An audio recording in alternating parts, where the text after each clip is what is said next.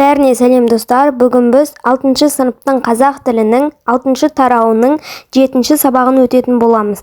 Тақырыбымыз Қазақстандағы теңіздер. Бірінші тапсырмада айтыпты, мәтінне негізгі және қосымша ақпараттарды анықтаңдар депті.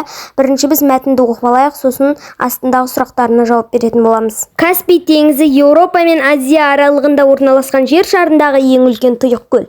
Үлкендігіне қарап оны теңіз деп атайды. Оның Гиркан, Хазар, Хвалын деген тарихи атаулары бар. Каспий теңізі көне дәуірде жер қыртасының көтерілуінен Қара теңізден бөлінген. Теңіздің жалпы ауданы 376 мың шаршы километр. Солтүстіктен оңтүстікке қарай 1200 километрге дейін созылып жатыр. Оның суы 5 мемлекеттің жағалауын шаяды. Бірінші Қазақстан, Ресей, Әзербайжан, Түркменстан, Иран, Ислам Республикасы. Каспий теңізіне 130-ға жуық өзендер мен ағынды сулар құяды. Оның 80% Еділ өзенінің 5% Жайықтың үлесіне тиеді. Ақтау қаласына теңіз суын тұщыландыратын қуатты қондырғы орнатылған. Каспий теңізіндегі Ақтау және Құрық порттары арқылы басқа елдермен сауда қарым-қатынасы жүзеге асады. Теңіз жағалауында Атырау, Форт Шевченко, Ақтау қалалары орналасқан. Қазақстанның физикалық географиясынан алынған. Енді астындағы сұрақтардың бірінші сұрағында былай деп айтылыпты: еліміздің өзінің теңіз портының болуы қаншалықты маңызды? Екіншісі, мәтіндегі сандық мәліметтер бойынша диаграмма сызыңдар. Бірінші сұрақтың жауабында айтылыпты: теңіз порты халықаралық сауда қатынасын дамытуға, ел экономикасын көтеруге, басқа мемлекеттермен қарым-қатынасты нығайтуға мүмкіндік береді. Сонымен қатар порт арқылы әртүрлі тауарлар тасымалы жеңілдейді. Екінші сұрақтың жауабы: диаграмманы құру үшін мына мәліметтерді пайдалануға болады. Каспий теңізінің жалпы ауданы 376 мың километр квадрат, ұзындығы 1200 километр, 80% Еділ өзені, 5% Жайық өзені. Бірінші тапсырмамыз аяқталды. Бұл бізде екінші тапсырма. Екінші тапсырмада кесте берілген. Ол жерде мен кестесіз құрдым. Сіздер кестемен құрасыздар. Теңіздің атауы көне, жаңа деген жерге біз жазамыз Каспий теңізі, Гиркан, Хазар, Хвалын. Орналасқан жері деген жерге біз жазамыз Еуропа мен Азия аралығындағы. Ауданы, ұзындығы деген жерге 376 мың километр квадрат, 1200 километр. Жағалауындағы елдер деген жерге Қазақстан, Ресей, Әзербайжан, Түркменстан, Иран. Құятын өзендер: Еділ, Жайық. Теңіз жағасындағы қалалар: Ақтау, Атырау, Форт Шевченко. Бізде екінші тапсырманың астында ереже тұр, бірақ мен сіздерге оны түсіндірмеймін. Себебі мен оны сіздерге бір алдыңғы видеомда есімдік және оның түрлері туралы айтқанмын. Өздеріңіз оқып түсініп аласыздар. Түсінбей жатқандарға мен аккаунтыма кіріп көріңіздер. Есімдік және оның түрлері бар. Ендігісі бізде үшінші тапсырма. Үшінші тапсырмада айтылыпты: оқылым мәтіннен есімдіктерді тауып, түрленуін талдаңдар. Екі есімдіктерді тәуелдеп септеңдер.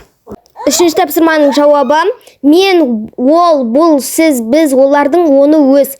Тәуелдеу үлгісі бізде: мен есімдігі, менің үйім, сенің үйің, оның үйі, біздің үйіміз, сіздің үйіңіз, олардың үйлері. Ендігісі бізде септеу үлгісі: ол деген сөзді септейміз. Ілік септік оның, бар септік оған, табыс септік оны, жат септік онда, шығыс септік онан, или немесе одан, көмектес септік онымен. Ендігісі бізде мен деген сөзді септейтін боламыз. Атау септікке өзде мен, ілік септік менің, бар септік маған, табыс септік мені, жат септік менде, шығыс септік менен, көмектес септік менімен. Ендігісі бізде төртінші тапсырма. Ода айтылыпты: деңгейлік тапсырмаларды орындаңдар. Бірінші деңгейде айтылыпты: мәтіндегі жер шары, көне дәуір, қарым-қатынас, тұщы сөздерінің баламаларын жазыңдар. Екінші деңгейде айтылыпты: Каспий теңізінің рөлі туралы диалог жазыңдар. Есімдіктерді түрлендіріп қолданыңдар депті. Үшінші деңгейде айтылыпты: Атырау, Форт Шевченко, Ақтау қалаларының аттары қалай қойылған, зерттеу жүргізіп, өз тұжырымдарыңды жазыңдар. Төртінші тапсырманың бірінші деңгейіндегі айтылған еді ғой: жер шары, көне дәуір, қарым-қатынасы, тұщы сөздердің баламалары деген. Жер шары дегеннің баламасы ғаламшар, көне деген сөздікі ескі, дәуір деген сөздікі заман, қарым-қатынас деген сөздікі байланыс, тұщы деген сөздікі таза, тәтті. Екінші деңгейінде Каспий әлемдегі ең үлкен тұйық көл. Ол Қазақстан үшін маңызды көлік және сауда орталығы. Бұл теңіз қай елдермен шектеседі? Қазақстанмен, Ресеймен, Әзербайжанмен, Түркістанмен, Түркменстанмен және Иранмен шектеседі. Үшінші деңгейге жазамыз. Атырау. Бұл қала атауы Каспий теңізіне жақын орналасқандықтан және Атырау өзенінің теңізге құяр жері сөзімен байланысты. Атырау өзендерінің негізге құяр жеріне орналасқан мекен. Форт Шевченко. Қалаға атақты украин ақыны Тарас Шевченко құрметіне осы атау берілген. Ол бір кездері осы өңірде айдауда болған. Ақтау. Қаланың атауы жергілікті табиғат ерекшелігімен байланысты. Қала айналасында ақ таулар немесе ақ борлы жартастар кездеседі. Ендігісі бізде 5-ші тапсырма. 5-ші тапсырмада айтылыпты. Өлеңді оқып жаттап алыңдар. Есімдіктерді қатыстырып, өлеңде айтылған ой туралы пікір жазыңыз. Бұл өлеңде теңіздің ұлылығы, табиғаттың шексіздігі мен адам өміріндегі маңызды жырланады.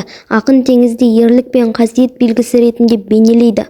Ол адамдарды табиғатты тануға, теңіздің құндылығын түсінуге шақырады. Теңіз адамзат үшін шексіз байлық, оны қорғау үлкен жауапкершілік екенін ұғындырады. Достар, бүгін осымен видео аяқталды. Сау болыңыздар.